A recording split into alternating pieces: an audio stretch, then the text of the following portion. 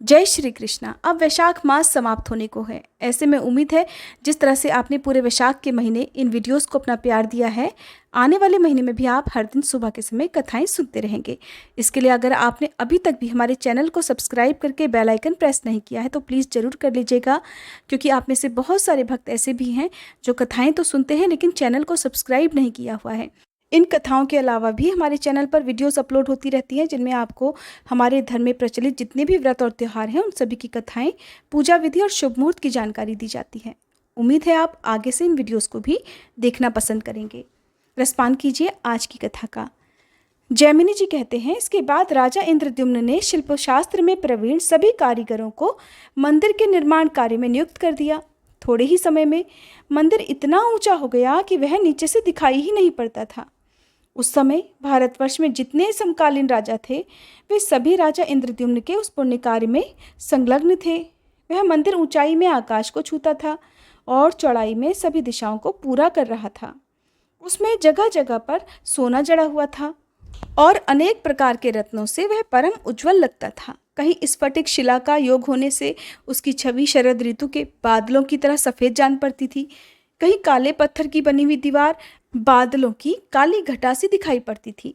इस प्रकार परम सुंदर बने हुए भगवान श्री विष्णु के मनोहर प्रासाद अर्थात महल में विधि पूर्वक गर्भ प्रतिष्ठा करके बिजली गिरने आदि उपद्रवों से मंदिर को कोई नुकसान न पहुंचे, इसके लिए शिल्प शास्त्रों में निश्चित विधान के अनुसार अपने पुरुषार्थ से उपार्जित की हुई मणि आदि को यथायोग्य स्थानों पर लगाया गया। फिर मंदिर निर्माण के लिए आवश्यक सामग्री के अनुरूप बहुमूल्य वस्तुओं का वहां यत्नपूर्वक संग्रह करवाया गया। तीनों लोकों के राजा मन से भी जिसकी संभावना नहीं कर सकते थे, ऐसे मनोहर और कीर्ति बढ़ाने वाले मंदिर का अब निर्माण होने लगा।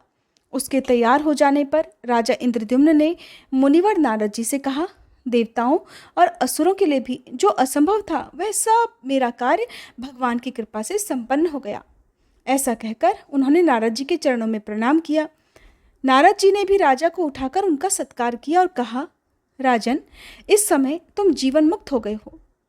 भगवान के चरणों में अनन्य भक्तिपूर्वक तुम्हारा मन जिस प्रकार लगा हुआ है, उससे बढ़कर मनुष्य के लिए और कौन सा पुरुषार्थ हो सकता है। राजन, तीर्थ मंत्र जप दान बहुत दक्षिणा वाले यज्ञ व्रत स्वाध्याय और तपस्या से भी जिसे प्राप्त करना संभव है, वही केवल भक्ति से आपके हाथ में आ गया है। राजन, तुम दीर्घ काल तक पृथ्वी पर स्थित रहकर बड़े बड़े उत्सवों और उपचारों से जगन्नाथ जी की उत्कृष्ट पूजा करो। इसके बाद इंद्रद्युम्न ने जगन्नाथ जी को दंडवत प्रणाम किया और इस प्रकार स्तुति की, ब्राह्मण्य देव भगवान को नमस्कार है।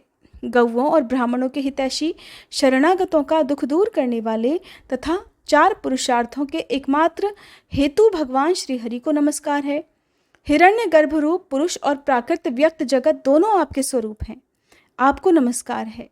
हिरण्य गर्भ स्वरूप पुरुष और प्राकृत व्यक्त जगत दोनों आपके स्वरूप हैं, आपको नमस्कार है। प्रभु शुद्ध ज्ञान स्वरूप सच्चिदानंदमय भगवान वासुदेव को नमस्कार है।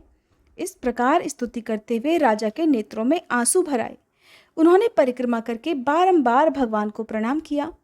फिर जो भी अन्य देवता वहां आए थे वे प्रसन्नतापूर्वक भगवान को प्रणाम करके हाथ जोड़कर उनकी स्तुति करने लगे। देवताओं ने स्तुति करके बारंबार प्रणाम किया और इंद्रद्युम्न के साथ बाहर निकलकर सब के सब भगवान नरसिंह के क्षेत्र में गए। वहां साष्टांग प्रणाम और नमस्कार करके परम भक्ति पूर्वक उन्होंने श्री नरसिंह देव का पूजन किया। उसके बाद वे नीलाचल के शिखर पर, जहां उत्तम प्रासाद का अर्थात महल का निर्माण हुआ था, देवताओं ने आकाश मंडल में व्याप्त उस उच्चतम मंदिर को देखा। राजा इंद्रद्युम्न ने विचार किया कि यह पूर्ण हुआ भगवान का उत्तम मंदिर दीर्घ काल के बाद मेरी नज़र में आया है। ये सब भगवान की कृपा से हुआ है, इसमें मनुष्य का कोई भी पुरुषार्थ नहीं है। इसके बाद उन्होंने अपने सहायकों से कहा कि जब काष्ठ में शरीर धारण करके स्वयं भगवान यहाँ प्रकट हुए थे, उस समय आकाशवाणी ने मुझसे कहा था कि तुम नीलाचल के शिखर पर जगन्नाथ जी की प्रतिष्ठा के लिए 1000 हाथ का मंदिर बनवाओ। फिर उसकी स्थापना के समय श्री ब्रह्मा जी सिद्धों, ब्रह्म ऋषियों और देवताओं के साथ पधारेंगे। इसके बाद राजा ने नारद जी से पूछा, हे मुनिश्रेष्ठ, मैं प्रतिष्ठा विधि की वस्तुओं के विषय में कोई भी जानकारी नहीं रखता। जो जो एकत्रित करने योग्य वस्तुएं हों उन सबको आप क्रम से बता दीजिए। राजा के इस प्रकार कहने पर नारद जी ने शास्त्र के अनुसार विचार करके सभी सामग्रियों की सूची एक पत्र पर लिखकर उन्हें दे दी। राजा ने वह पत्र पद्मनिधि को दिया और कहा, इसमें लिखी हुई सारी वस्तुएं एकत्रित करो। ब्रह्मा जी के लिए दिव्य भवन का निर्माण करो। ब्रह्म ऋषियों, इंद्रादि देवताओं, सिद्धों, मनुष्यों तथा मुनीश्वरों के लिए यथा योग्य स्थान बनाओ। इस प्रकार आदेश देते हुए राजा इंद्रद्युम्न से नारद जी ने कहा, राजन, 3 रथ भी तैयार कराइए। भगवान वासुदेव के रथ पर गरुड़ ध्वज फहरा रहा हो। सुभद्रा जी के रथ के ऊपर कमल के चिन्ह से युक्त ध्वजा लगाई गई हो। श्री बलभद्र जी के रथ पर ताल ध्वज या हल्के चिन्ह युक्त ध्वज होना चाहिए। श्री विष्णु के रथ में 16, बलभद्र जी के रथ में 14 और सुभद्रा जी के रथ में 12 पहिए होने चाहिए। चक्रधारी श्री विष्णु के रथ का विस्तार 16 हाथ, बलभद्र जी के रथ का विस्तार 14 हाथ और सुभद्रा जी के रथ का विस्तार 12 हाथ का हो। नारद जी के इस वचन को सुनकर एक दिन में 3 रथ बनाए गए, जिनके धुरे, चक्के, खंभे और द्वार सभी सुंदर थे। तीनों रथों का विस्तार उत्तम था। सब में सुंदर ध्वजा पताका लगी हुई थी। तरह तरह की चित्रकारी से वे तीनों रथ बड़े मनोहर प्रतीत होते थे। उनमें लगाम और बागडोर से युक्त वायु के समान वेग वाले सैकड़ों सफेद घोड़े जुते हुए थे। नारद जी ने शास्त्र के अनुकूल विधि से फिर रथों की प्रतिष्ठा की। इसके बाद ब्रह्मा जी की प्रेरणा से उस उत्तम प्रासाद के समीप शुभ मुहूर्त में सब देवता आ पहुंचे। राजा इंद्रद्युम्न की आज्ञा से विश्वकर्मा जी ने एक बहुत बड़ी रत्नमयी शाला तैयार की। उसमें प्रतिष्ठाकालिक पूजन के उपयोग में आने वाली वस्तुएं, हविष्य, समिधा, कुशा और अनेक प्रकार के भोजन और संपत्ति का संचय करके रखा गया। उस समय पृथ्वी पर गाल नामक राजा राज्य करते थे। उन्होंने भी माधव की एक पत्थर की मूर्ति बनवाई और उसके लिए एक छोटा सा मंदिर तैयार करा के उसमें उसकी स्थापना और पूजा की। फिर दूत के मुख से राजा इंद्रद्युम्न के उद्योग को सुनकर राजा को बड़ा क्रोध हुआ और वे सेना सहित क्रोधित होकर नीलाचल पर आ गए। वहां आने पर उन्होंने प्रतिष्ठा का ऐसा आयोजन देखा जो मनुष्यों के लिए स्वप्न में भी दुर्लभ था। उसे देखकर राजा के मन में बड़ा विस्मय हुआ। फिर वहां के सारे वृत्तांत को जानकर राजा गाल ने अपने आप को कृतार्थ माना और अनुभव किया कि इससे बढ़कर कल्याणकारक कर्म न हुआ है, न होगा।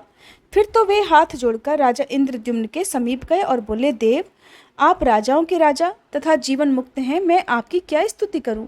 आप मुझ पर प्रसन्न होइए।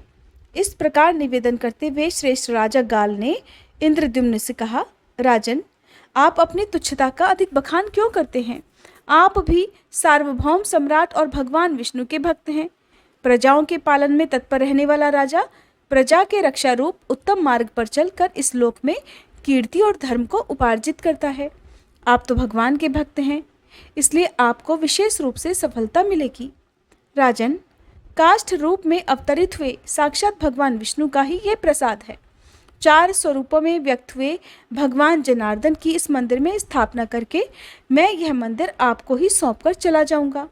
आप ही इसमें पूजा आदि की व्यवस्था करेंगे। ये सब सुनकर राजा गाल बहुत प्रसन्न हुए। इंद्रद्युम्न ने जो जो आदेश दिया उसका वे बड़ी शीघ्रता के साथ और श्रद्धा के साथ पालन करने लगे। इस प्रकार सब सामग्री जुट जाने पर देवताओं से घिरे हुए सिंहासन पर विराजमान राजा इंद्रद्युम्न इंद्र की तरह शोभा पाने लगे। इतने में ही देवताओं के जय जयकार से स्तुति किए जाते हुए साक्षात ब्रह्मा जी दिखाई पड़े। राजा इंद्रद्युम्न ने दोनों हाथ जोड़कर भक्ति भाव से उन्हें मस्तक झुकाया तथा गालराज और नारद जी के साथ भूमि पर सिर रखकर साष्टांग प्रणाम किया। फिर उठकर प्रसन्नता का अनुभव करते हुए अपने आप को कृतार्थ माना। उस समय उनके सभी अंगों में रोमांच हो आया था। जैमिनी जी कहते हैं, राजा इंद्रद्युम्न को अपने चरणों में प्रणाम करते देख प्रजापति ब्रह्मा जी ने मुस्कुराते हुए कहा, राजन, अपना सौभाग्य तो देखो। ये सब देवता, ऋषि, पितर और सिद्ध विद्याधर आदि मुझे आगे करके तुम्हारे लिए ही यहाँ एकत्र हुए हैं। ऐसा कहकर ब्रह्मा जी शीघ्र ही भगवान नारायण के रथ के समीप गए और उन जगदीश को प्रणाम करके 3 बार परिक्रमा करने के बाद आनंद के समुद्र में निमग्न हो गए। उनके शरीर में रोमांच हो आया। उन्होंने गदगद स्वर में अपने ही स्वरूपभूत भगवान जगन्नाथ की इस प्रकार स्तुति की कि हे प्रभु आपको नमस्कार है। मैं आप हैं और आप मैं हूँ। ये संपूर्ण चराचर जगत आपका ही स्वरूप है। हे प्रभु, यह संपूर्ण प्रपंच जो भासित हो रहा है आपके तत्व को न जानने के कारण ही है। आपके स्वरूप का यथार्थ बोध हो जाने पर यह आप में ही विलीन हो जाता है। ठीक उसी तरह जैसे रज्जु के स्वरूप का निश्चय हो जाने पर उसमें भ्रमवश प्रतीत होने वाला सांप वहीं लीन हो जाता है। दीनों, असहायों और शरणागतों की दुख राशि का संहार करने के लिए एकमात्र आप ही सदा कमर कसे रहते हैं। हे प्रभु, आपको नमस्कार है। जगन्नाथ, दुख के समुद्र में डूबे हुए प्राणियों पर आप प्रसन्न होइए। करुणा कर आप लीलापूर्वक कृपा कटाक्ष करके उन सब का उद्धार कीजिए। इस प्रकार वेदार्थों द्वारा श्री जगन्नाथ जी की स्तुति करके ब्रह्मा जी धरणीधर शेष जी के अवतारभूत बलभद्र जी का दर्शन करने के लिए गए और भक्ति पूर्वक प्रणाम करके उन्होंने उनकी भी स्तुति की कि हे देवेश, आकाश आपका मस्तक है और जल आपका शरीर है, पृथ्वी चरण है, अग्निमुख है और वायु देवता श्वास हैं, मन, चंद्रमा, नेत्र, सूर्य और भुजा संपूर्ण दिशाएं हैं। नाथ, हे ज्ञान दर्पण, आपको नमस्कार है। 14 भुवनों के मूल स्तंभ रूप आप हलधर को नमस्कार है। भगवान, वे नारायण देव जो वेदांतों में गाए जाते हैं आपसे भिन्न नहीं हैं। आप शैया हैं और वे शयन करने वाले हैं। जो कृष्ण है वे बलराम हैं, जो बलराम है वे ही कृष्ण हैं। आप दोनों में कोई अंतर नहीं है। हे जगन्मय, आप प्रसन्न होइए। इस प्रकार परमेश्वर बलभद्र जी को प्रणाम करके ब्रह्मा जी जगदीश्वरी सुभद्रा जी का दर्शन करने के लिए उनके रथ के पास गए और इस प्रकार हाथ जोड़कर बोले, हे जगदम्ब, हे देवी, आपकी जय हो। परमेश्वरी, आप ही सर्वशक्ति हो, आपको नमस्कार है। कैवल्य मोक्ष प्रदान करने वाली है सुभद्रा देवी, मैं आपको प्रणाम करता हूँ। हे कल्याणमयी सुभद्रे, आपकी जय हो। इस प्रकार ब्रह्मा जी ने कल्याणमयी सुभद्रा जी की स्तुति करके उन्हीं के समीप रथ पर विराजमान भगवान श्री विष्णु के चौथे स्वरूप चक्र सुदर्शन को भी प्रणाम किया। फिर बड़ी भक्ति से उनकी भी इस प्रकार स्तुति की कि हे सुदर्शन, आप महाज्वालामय हैं। आपकी प्रभा करोड़ों सूर्यों के समान है। जो अज्ञान रूपी अंधकार से अंधे हो रहे हैं उन्हें वैकुंठ का मार्ग दिखाने वाले आप ही हैं। आप नित्य शोभाशाली तथा वैष्णवों के अपने धाम हैं। आप भगवान विष्णु के ही एक स्वरूप हैं। मैं आपको प्रणाम करता हूँ। इस प्रकार प्रणाम और स्तुति करके ब्रह्मा जी देवताओं के साथ मंदिर के पास गए और वहाँ उन्होंने अपने मन को अनुकूल लगने वाली परम सुंदर शाला देखी। फिर वे राजा के दिए हुए दिव्य सिंहासन पर आसीन हुए।